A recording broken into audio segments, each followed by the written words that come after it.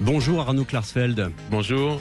Après le coup d'État au Niger, vous avez publié une tribune dans Jeune Afrique intitulée « Et si c'était en partie notre faute ?» Notre faute, la faute aux Français d'hier, les colons, ou la faute aux Français d'aujourd'hui, nos politiques? La faute au monde occidental, la faute au monde occidental européen. Et je me plaçais d'un point de vue historique, parce que c'est vrai que nous sommes rentrés en Afrique au 19e siècle avec un mélange d'appétit de conquête, de lucre et de soucis évangéliques et civilisationnels. Mais on s'est quand même partagé le continent, notamment au Congrès de Berlin. On a découpé ce continent en régions, comme on fait avec un gâteau, c'est-à-dire avec des comme un couteau, avec des traits, quoi, sans considération pour les différentes ethnies. Il n'y avait pas d'État comme il y en avait en Europe. On a voulu mettre la notion d'État sur un continent qui ne connaissait que les empires et les ethnies.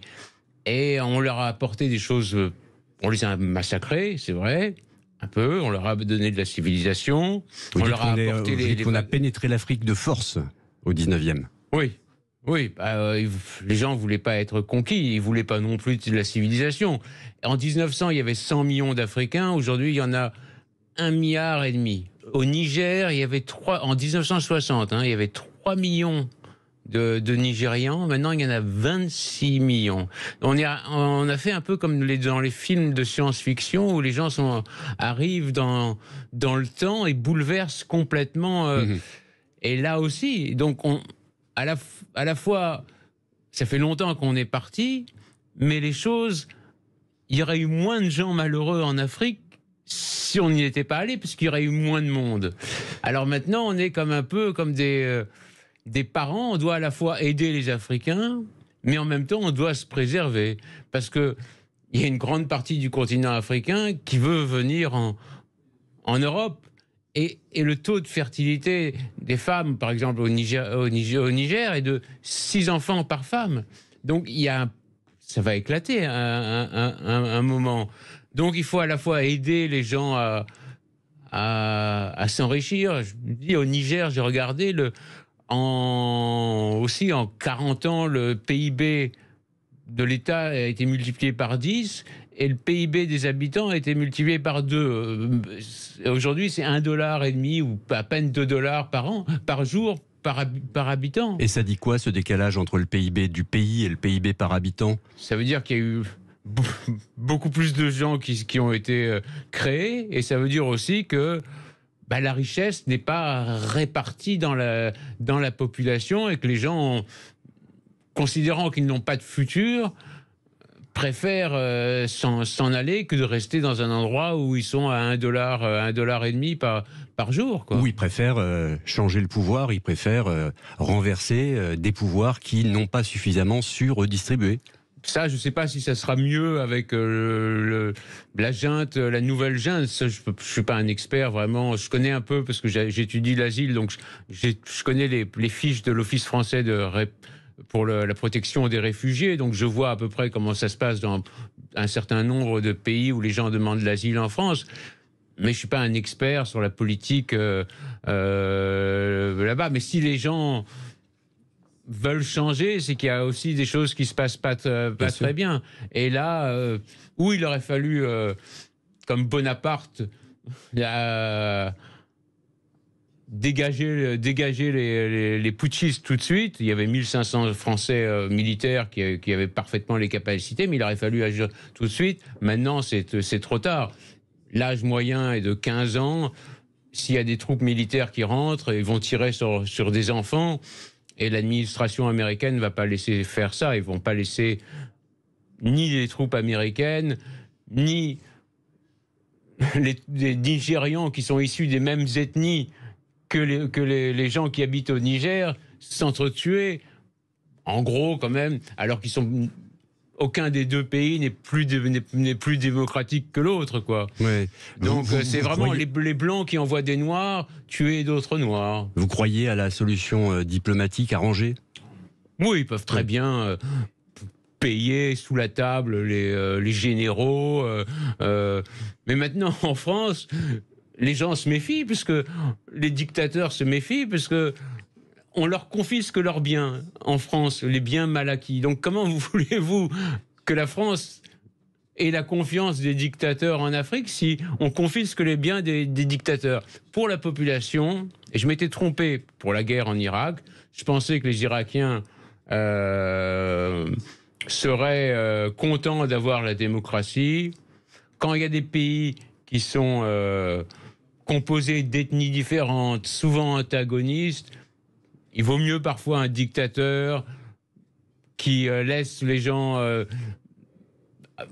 qui laisse la paix, les gens manger, se développer, qu'une démocratie où il y a des guerres et des combats, la guerre civile et les islamistes qui s'installent. Les Occidentaux se sont beaucoup trompés. Vous parlez de l'Irak, on peut parler de l'Afghanistan, on peut parler de la Libye. Les Occidentaux se trompent souvent tout de même. Oui, parfois ils le font sans... De bonne foi, mais... Parfois ils le font de bonne foi. Je m'étais trompé pour l'Irak, je ne m'étais pas trompé pour la Libye, ça, je ne m'étais pas trompé pour la Libye. Je m'étais trompé une fois pour l'Irak, j'ai compris. Je pense qu'il faut laisser les peuples évoluer à leur vitesse, ne pas leur imposer la démocratie, ne pas leur imposer nos valeurs de force. Laisser la démocratie, je pense, moi je suis pro-américain, j'ai grandi en grande partie aux États-Unis. Chaque matin en colonie de vacances aux États-Unis, je faisais the Pledge of Allegiance to the American flag. Bon, je me sens pro-américain, c'est ma famille, je suis français, pro-américain, mais ça me rend pas aveugle.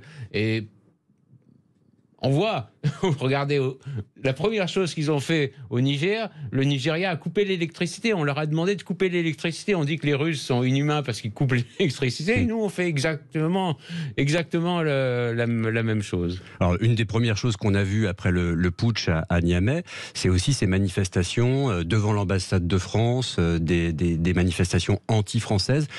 Comment on explique d'une manière plus général, ce sentiment anti-français qu'on a vu aussi au Mali, qui est présent dans l'ensemble du Sahel. Nicolas Sarkozy, dans l'interview qu'il a donnée au Figaro Magazine, dit que le problème, c'est de laisser de manière pérenne des troupes militaires sur place, et que c'est ça le problème. Peut-être. Ils ne voient pas leur situation s'améliorer, ils voient qu'il y a des troupes françaises, il y a le ressentiment colonial. Oui, mais alors le ressentiment colonial, vous le disiez, moyenne d'âge 15 ans, les 2/3 des Nigériens ont moins de 20 ans, le pays est indépendant depuis 1960, le temps des colonies, ça parle encore aux plus jeunes ? Oui, ça parle encore aux plus jeunes, puisque c'est ça. C'est entretenu. Sans les colonies, il n'y aurait pas eu le Niger. Et il y aurait eu telle ethnie qui vit dans telle région, et telle ethnie qui vit dans telle région. C'est pas mieux ou ni moins bien qu'un État. Mais ce ressentiment, il est entretenu. Il est sans doute certains ont intérêt à l'entretenir, et notamment peut-être les Russes qui sont aussi. Alors on manifestait contre la France et il y avait des drapeaux russes dans les manifestations.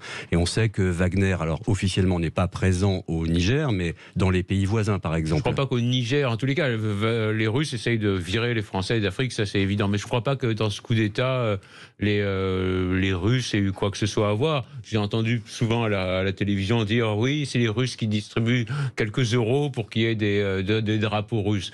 Dans ces conditions, pourquoi les Français n'ont pas distribué quelques euros en plus pour qu'il y ait des drapeaux français? Donc c'est pas aussi simple que ça. Mais la Russie tire quand même parti du chaos dans la région. Oui, les Russes veulent s'installer en Afrique, les Américains veulent rester comme Rome qui laissait ses légions un peu partout dans l'Empire. Là, il n'y a pas l'Empire, mais il y a quand même les bases militaires, comme Rome pouvait avoir une base à Antioche. Mais les Français devraient se méfier parce que les Américains les laisseront tomber, ils veulent que leur base reste là. Donc, la meilleure solution pour les Français, c'est s'arranger avec la junte militaire, payer... c'est pas à moi de donner ce genre de conseils, mais bon, je vous posez la question. Payer le président pour qu'il démissionne, en gros, s'asseoir sur la démocratie et essayer de conserver sa base sur place. Enfin, si on me pose la question, je dirais que je n'ai jamais dit ça. Voilà. Et puis il y a les Chinois aussi qui très discrètement profitent de ces situations. Alors, un paradoxe, c'est que tandis que nous faisons petit à petit chasser d'Afrique, on a dû quitter le Mali, on quittera peut-être le Niger, il y a encore 1500 soldats français sur place. Pendant ce temps-là, les migrants, eux, cherchent à venir chez nous. Oui, le sentiment anti-français d'un côté. C'est ce que j'ai écrit dans l'article. Oui, quand j'étais président de l'Office, de l'Office français de l'immigration et de l'intégration, j'ai constaté qu'une fois que les gens sont en France, il n'est pas possible de les renvoyer. Impossible. Tous les politiciens qui vous disent de droite ou de gauche, il faut les OQTF, on va les appliquer, on va augmenter le taux de reconduction à la frontière. C'est pas possible. C'est pas possible parce que les gens ont des familles, ils s'installent, il n'y a pas de laissez-passer consulaire ou très peu.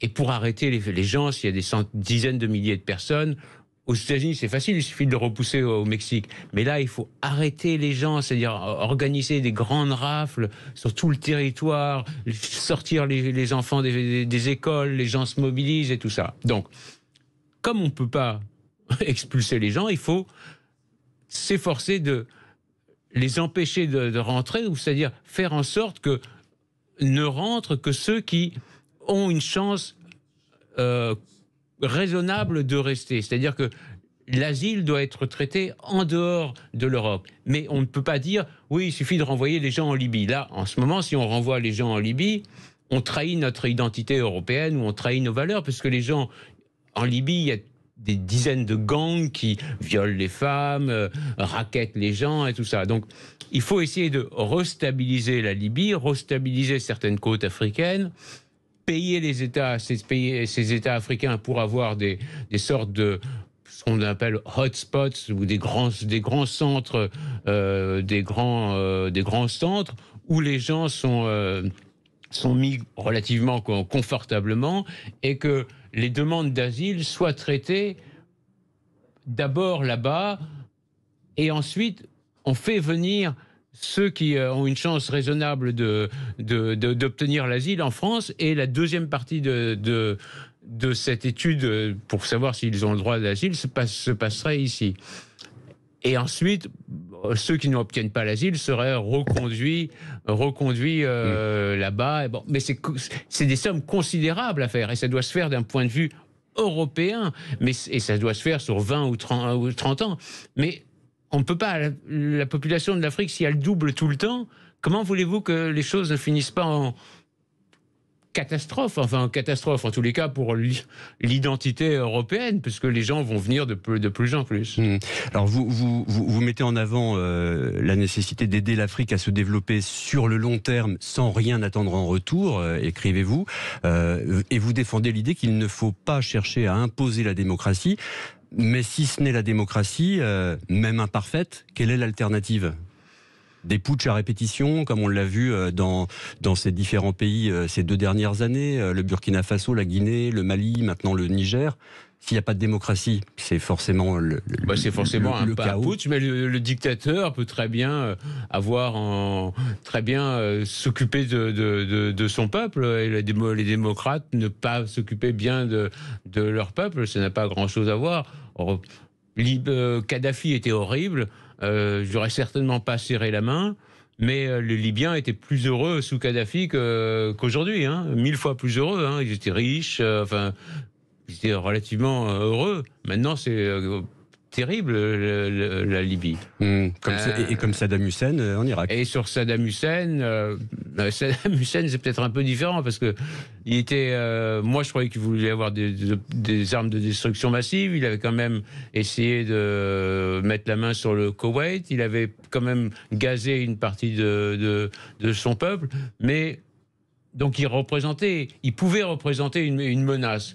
Kadhafi représentait aucune menace pour l'Occident. Il faut intervenir quand la personne au pouvoir représente une menace directe pour l'Occident. En Irak, quand même, sous Saddam Hussein, reconnaissons une chose, il y avait une véritable liberté religieuse. Oui, c'était toutes les religions. En tous les cas, c'était moins exister. pire en Irak avec Saddam Hussein que c'est devenu après sous l'État islamique. Alors la lutte contre le djihadisme est rendue compliquée par cette situation totalement instable au Sahel.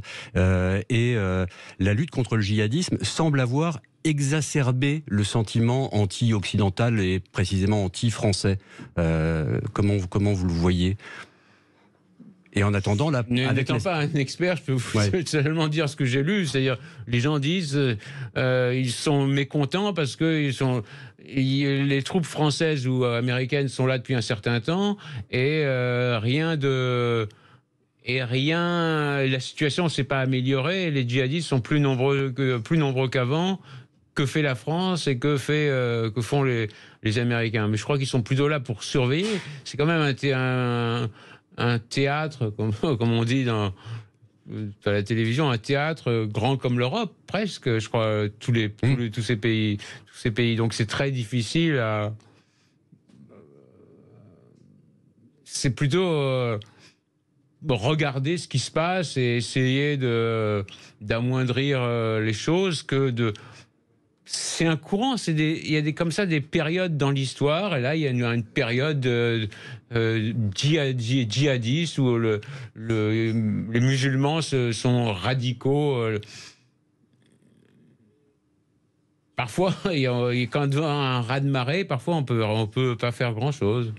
Toutes ces questions de politique internationale, d'intervention de la France, ici ou là, le retrait, ici ou là, ce sont des questions dont les Français peuvent parfois se sentir un peu dépossédés, comme si on ne leur demandait jamais leur avis. Et on parlera de l'Ukraine après, par exemple, comme si le président décidait seul de tout, et jamais les Français n'étaient interrogés, consultés, informés même déjà sur ce qui guide nos choix internationaux. La France est une forme de monarchie sous pas mal d'aspects, plus même qu'aux États-Unis. Je crois que le président français a plus de pouvoir que le constitutionnel que le président américain. Normalement, c'est vrai que ces questions devraient faire l'objet de débats devant le Parlement. Devant le Parlement, oui, devant l'Assemblée nationale. Je ne crois pas que ça fasse l'objet Enfin, les Français doivent s'en foutre un peu parce qu'ils ne le réclament pas. Je ne vois pas tellement d'articles dans les journaux en disant notre politique au Mali ou notre politique en Ukraine, on voudrait que ce soit débattu à l'Assemblée nationale. Non. Quand la France dit en substance on aidera les Ukrainiens jusqu'au bout, effectivement ça pose des questions qui pourraient tout de même concerner la représentation parlementaire. Oui, c'est une formule. Qu'est-ce que vous entendez par C'est une formule, je dirais, vide de sens, parce que jusqu'au bout, ça veut dire jusqu'à la victoire. Jusqu'à la victoire, il ne peut pas y avoir de victoire. Les Ukrainiens peuvent peut-être contenir les Russes, mais ils ne peuvent pas les vaincre. Ils ne pourront pas récupérer la Crimée.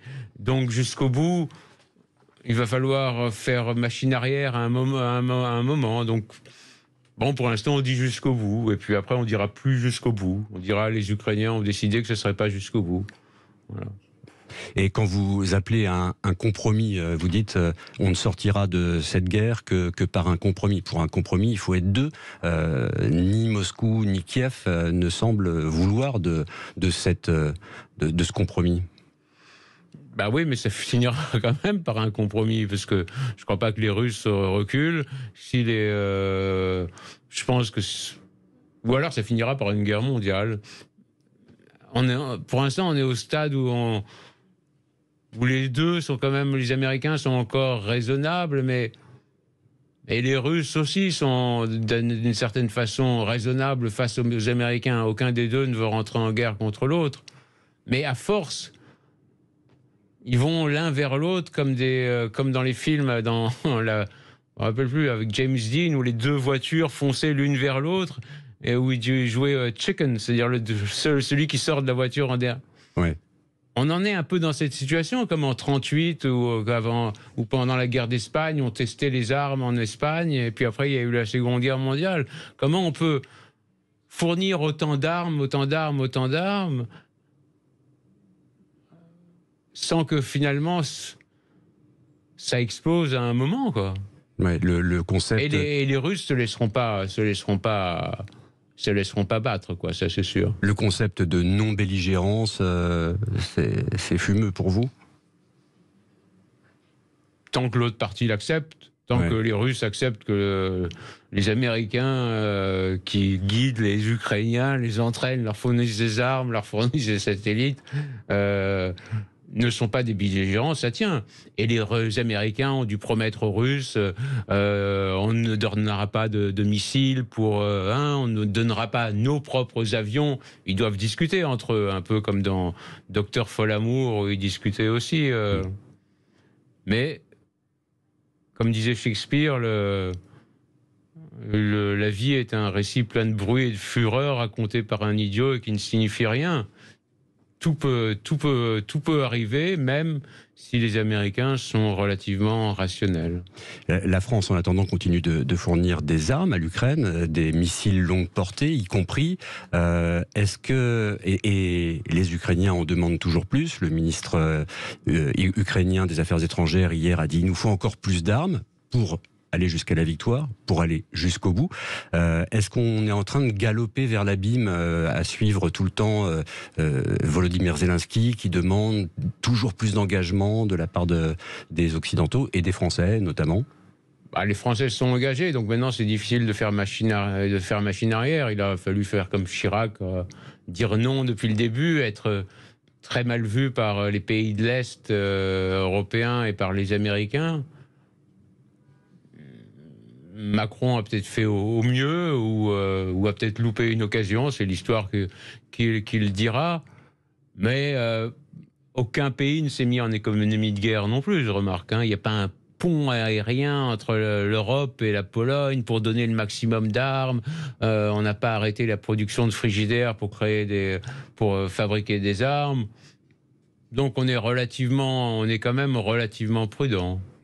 On n'a pas envoyé tous nos tanks là-bas. Bon, c'est pas l'Allemagne qui va envahir la France. On aurait pu décider, vu que l'Ukraine se bat pour notre liberté et que les Russes veulent arriver jusqu'à Paris, envoyons tous nos tanks, envoyons tous nos canons.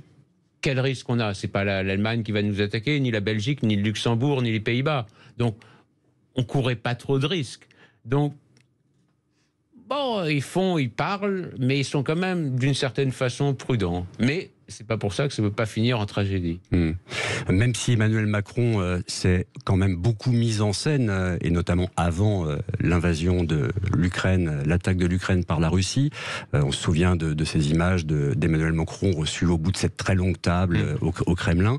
La France toute seule ne peut rien sans l'Europe, sans l'OTAN. On a vu qu'à la faveur de ce conflit, l'atlantisme avait repris des couleurs, alors qu'avant on disait que l'OTAN était en état de mort cérébrale.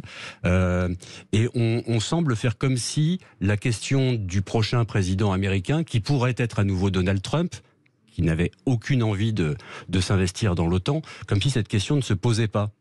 Si, il s'investissait dans l'OTAN. Il n'avait pas tout à fait tort, Donald Trump, pour se moquer de lui, mais il disait aux Allemands et aux Français, regardez, vous dépensez 1%, je ne me rappelle plus les pourcentages exacts, vous dépensez 1% de votre PIB, vous devriez dépenser pour l'OTAN 2,5%.